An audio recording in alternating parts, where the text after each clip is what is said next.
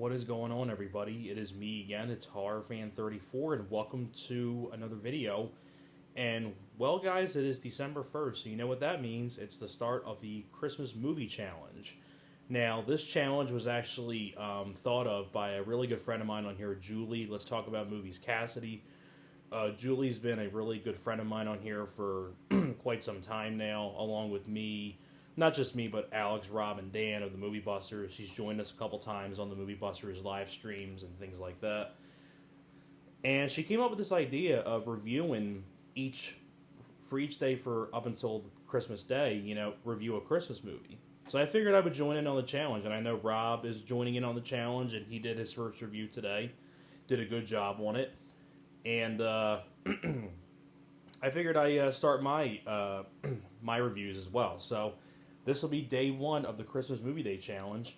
And I figured, you know what, why not start off Christmas, the challenge, with a really fun, entertaining Christmas movie that I've always loved.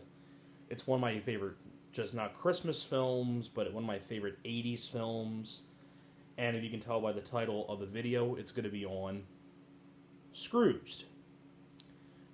Also, definitely one of my favorite Bill Murray films, Scrooged.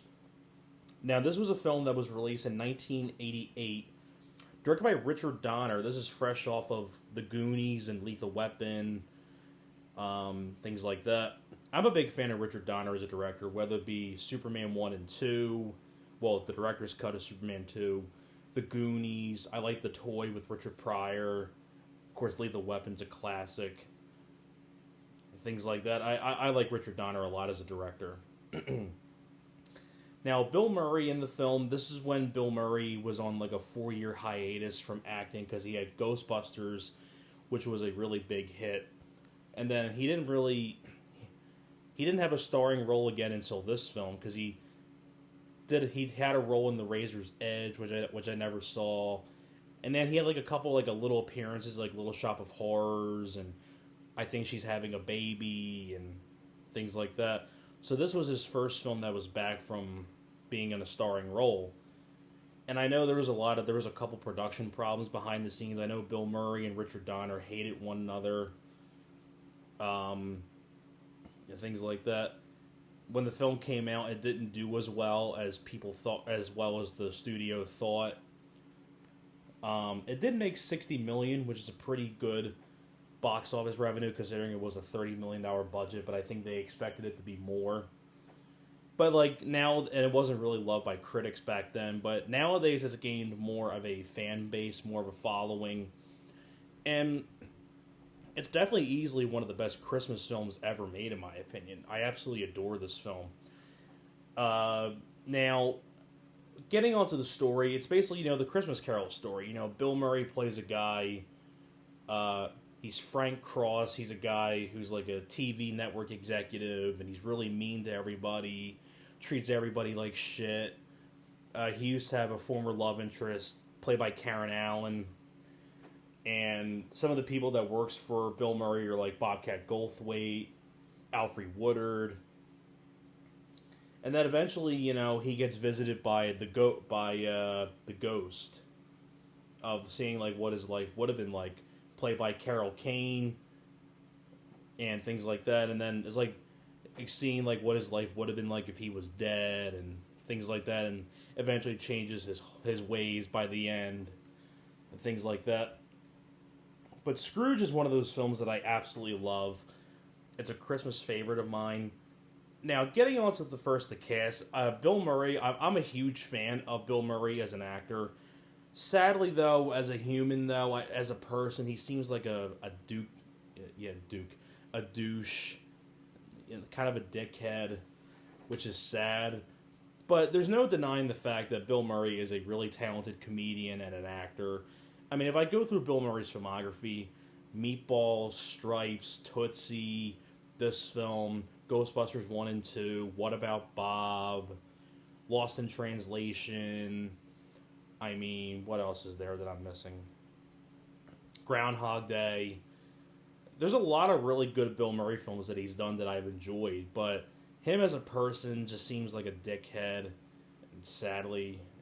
But Bill Murray does a really good job in the film as I mean, he's supposed to be a guy you're supposed to hate in the beginning, and then he changes his ways. And I tell you, when he gives his speech at the very end, it's a really great speech. And Bill Murray gets to show his chops and things like that. It's really good speech, and I'll get to that in a second. But Bill Murray does a great job. He's pretty damn funny. You know, like when Alfre Woodard tells Bill Murray, like, but my son's got a doctor's appointment, and Bill Murray's like, I don't care. Just the way that Bill Murray delivers that dry sense of humor, and just the way he delivers it is pretty damn funny. You also have Karen Allen as the former love interest, and sort of the love interest still for Bill Murray. Karen Allen, probably one of the more underrated actresses. I love Karen Allen in Starman, National Lampoon's Animal House, and The Sandlot. And on top of that, too, her as a person just seems like a real sweetheart of a person, based on everything I've heard, just the way in interviews, just seems like a sweet lady. But I'm a big fan of Karen Allen. Of course, Raiders of the Lost Ark, can't forget that as well. But very solid performance she does in this as well, Karen Allen. You also have Bobcat Goldthwait. I'm a big fan of Bobcat Goldthwait from Police Academy films, among other stuff.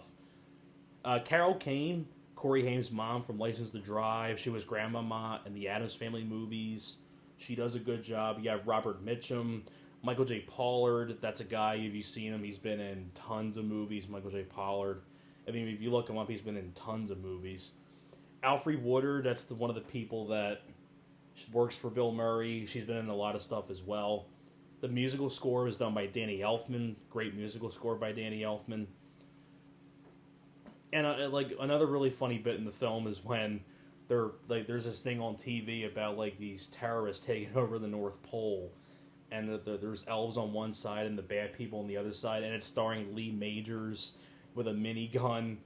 It's kind of like Die Hard, sort of, at the North Pole, in a way. I mean, like, could you imagine if, like, Stallone was in that role, or Arnold, or something like that? I mean, that'd be kind of cool.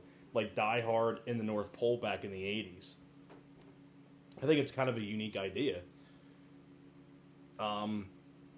And just, like, one of the first things that Bill Murray says when these executives are pitching something to him, and he just says, boy, does that suck. Bill Murray does it far better than I can. But he does a great job. And like I was saying before, the speech at the very end that he gives, I'll tell you, it's like, the one thing about this film, too, it does have a great heart to it as well. Has a wonderful heart to it. Like, especially this part here. I don't know if you can see it, but with Bill Murray and the little kid, who's the son to Alfre Woodard. He's a kid. I think his name's Calvin. He's a kid that's mute because he witnessed his father get killed, and he hasn't been able to talk because of the shock. And Bill Murray gives the speech that Tiny Tim said. And, you know, the little kid goes up to him. You have like I said, the musical score over the scene is so well done by Danny Elfman. Brings a tear to my eye. It really does. It's a great heartwarming moment, a really great ending to the film. So, like, you know, the little kid nudges Bill Murray, and Bill Murray looks down at him, and, you know, he says, did I forget something, little man? And then the little kid nods, and he says, God bless us, everyone. And then you have that great shot where Bill Murray's shocked that the kid spoke, and he picks the kid up and has a smile on his face and holds him. This is such a good movie. It's such a well-done Christmas film. Every single Christmas holiday, I always got to pop this in. I mean, if you've never seen Scrooged and you're a big Bill Murray fan, or you want to see a really good Christmas movie, I mean, if you haven't seen Scrooged, you are definitely missing out. It's definitely one of the best Christmas films ever made, in my opinion. It's so well done. So that's pretty much it for my review for Scrooged. And also, too, I wanted to mention there was some other people in the film. I think you have John Glover as one of the other guys that's in here. If you remember John Glover from Batman and Robin, I always remember him from Batman and Robin, the crazy doctor who tries to kill Uma Thurman. And he has that line, he's like, well, I'm afraid you'll have to die. And he pushes Uma Thurman's character over the table.